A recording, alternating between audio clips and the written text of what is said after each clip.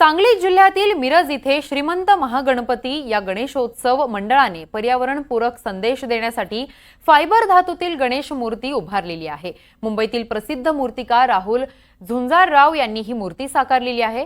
सार्वजनिक मंडळाने पर्यावरणपूरक गणेश मूर्तीची प्रतिष्ठापना करावी असं आवाहन देखील केलेलं आहे। श्रीमंत महागणपती मंडळाच्या वतीने हे आवाहन करण्यात आलेलं आहे।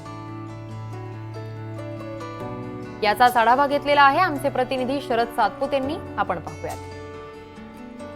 आपण आहोत सांगली जिल्ह्याच्या मिरजमध्ये।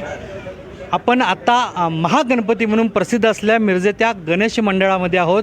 आपल्यासोबत आपण पाहू शकतो आता हा महागणपती आहे। याचं मूळ वैशिष्ट्य आहे यंदाचा हा 23 फूट उंच आणि 16.5 फूट असा रुंदीचा हा महागणपती आहे आणि हा इको फ्रेंडली गणेश आहे। आणि इको फ्रेंडली म्हणजे हा फायबरचा आहे, ना ऊन ना पाऊस ना इतर कोणत्याही नैसर्गिक आपत्तीचा याला त्रास होण्यासारखा नाही आणि याच्यामुळे पर्यावरणाला सुद्धा त्रास होणार नाही आहे आणि सर्वसामान्यांना सुद्धा त्रास नाही असा हा इको गणपती या मंडळाने साकारलेला आहे। आपल्याबरोबर या मंडळाचे अनेक पदाधिकारी सदस्य आहेत। आपण त्यांना जाणून घेणार ही संकल्पना कशी सुचली आणि यामागचं नेमकं कारण काय। नमस्कार, मी ऐश्वर्या धुमाळ। या मूर्तीचं वैशिष्ट्य म्हणजे ॲक्च्युली आपलं मंडळ चालू झालं आहे 2008 सालापासून। तर हे करत असताना आम्ही बरेच वर्ष प्लास्टर ऑफ पॅरिसची जी मूर्ती आहे ती 4 वर्ष 5 वर्ष असं स्पॅननी आपण ठेवत होतो।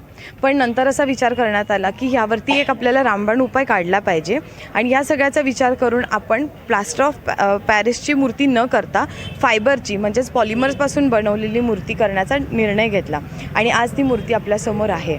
या मूर्तीची उंची जमिनीपासून 23 फूट आहे आणि ती रुंदीला 16 फूट आहे।